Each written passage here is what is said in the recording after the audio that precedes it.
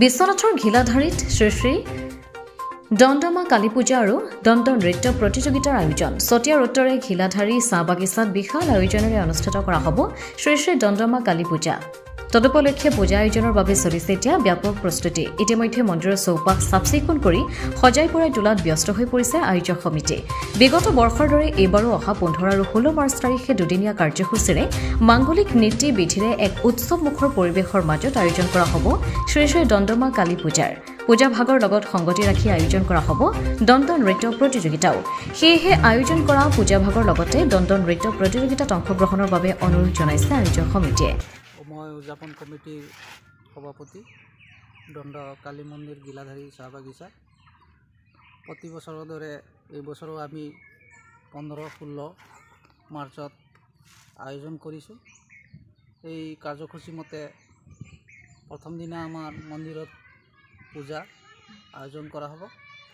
লগত দ্বিতীয় দিনা আমি দণ্ড প্ৰতিযোগিতা ৰাখিছোঁ আৰু আজিৰে পৰা আমি এই কামত সকলো দলে বলে ৰাইজে একমত হৈ আগবাঢ়ি গৈছোঁ।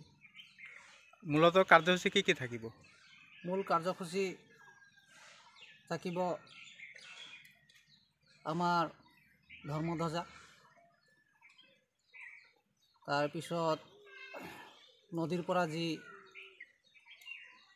সৰু সৰু কণ কণ পোৱালি লগত মহিলা পানী তোলা, লগত মন্দিৰত বামুণৰ যোগেদি প্ৰতি বছৰে যি আমি পূজা আয়োজন কৰোঁ সেই পূজা কাৰ্যসূচী থাকিব, লগত ভোগ থাকিব।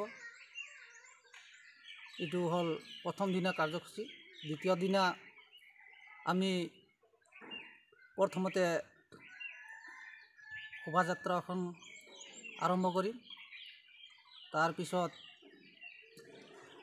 আমন্ত্ৰিত কৰা বক্তাসকলে দুই এষাৰ ক'বলৈ কাৰ্যসূচী ৰাখিছোঁ। লগে আমি উদযাপন কমিটি হৈ সম্বৰ্ধনা সভা এখন ৰাখিছোঁ আৰু যি দণ্ড প্ৰতিযোগিতা দলে বলে বিভিন্ন ঠাইৰ পৰা আহিব আমন্ত্ৰিত কৰিছোঁ, সেইখিনি প্ৰতিযোগিতা আৰম্ভ হ'ব। প্ৰতিযোগিতাত যিখিনি ভাগ ল'ব, প্ৰথম পুৰস্কাৰ, দ্বিতীয় পুৰস্কাৰ, তৃতীয় পুৰস্কাৰ আমি ঘোষণা কৰিছোঁ আৰু তাত থাকিব নৃত্য মতে ঈশ্বৰ পাৰ্বতীৰ নৃত্য, বীণাকাৰীয়া নৃত্য, ঢুলীয়াৰ নৃত্য। এই তিনিটা নৃত্য লৈ আমি প্ৰথম, দ্বিতীয়, তৃতীয় পুৰস্কাৰ ৰাখিছোঁ। অসমৰ সমূহ ৰাজ্যলৈ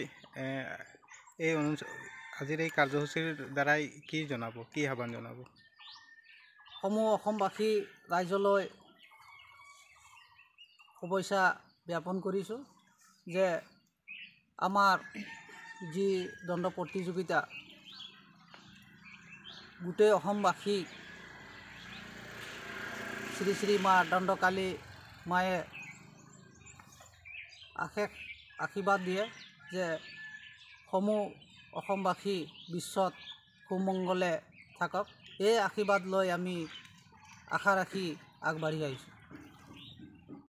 সৰ্বপ্ৰথমতে সকলোলৈকে নমস্কাৰ জনাই আমাৰ গিলাধাৰী চাহ বাগিচাৰ ৰাইজৰ সহযোগত আৰু উদ্যোক্তা সমিতিৰ সকলোৰে সহযোগত আমাৰ শ্ৰী শ্ৰী দণ্ডকালী মন্দিৰৰ যি আমাৰ প্ৰতিষ্ঠা আৰু লগতে আমাৰ দলীয় প্ৰতিযোগিতা ৰখা হৈছে, সেই সকলোখিনি আমি এতিয়া ইতিমধ্যে আমাৰ কাৰ্যসূচী আগবঢ়াই লৈছোঁ আৰু আজিৰ পৰাই আমাৰ প্ৰস্তুতি চলিছে সকলো ৰাইজৰ সহায় সহযোগেৰে।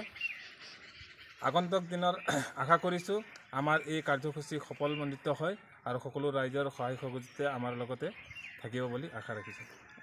দণ্ড নৃত্যত প্ৰতিযোগিতাত কেইটা দলে অংশগ্ৰহণ কৰিব? দণ্ড নৃত্য প্ৰতিযোগিতাত আমাৰ 15টা দল আমি নিমন্ত্ৰণ জনাইছোঁ। জিলা ভিত্তিত আমি পাতিছোঁ আৰু জিলা ভিত্তিত পতাৰ কাৰণে আমাৰ 15টা দল আমাৰ যি আছে তেখেতসকল আহিব আৰু সেই দলত আমি 3টাকে আমি প্ৰতিযোগিতা ৰখা হৈছে।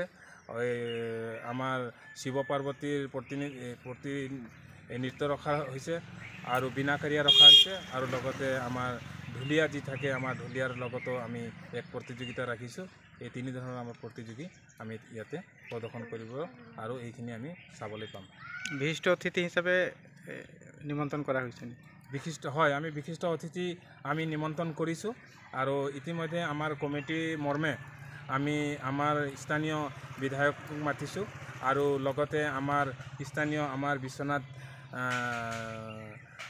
জিলা তথা আমাৰ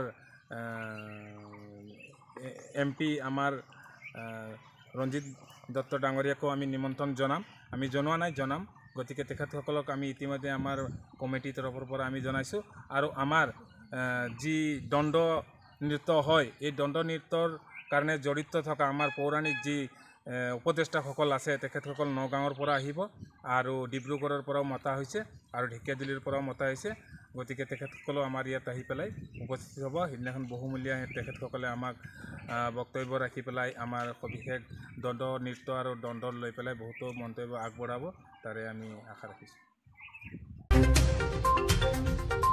বিশ্বনাথৰ পৰা ৰমেশ চন্দ্ৰ শৰণৰ ৰিপৰ্ট অমৃত নিউজ 24/7 অমৃত প্ৰবাহ অসমীয়া সাপ্তাহিক কাকতৰ ডিজিটেল সংস্কৰণ অমৃত নিউজ সত্যৰ সন্ধানত অমৃত নিউজ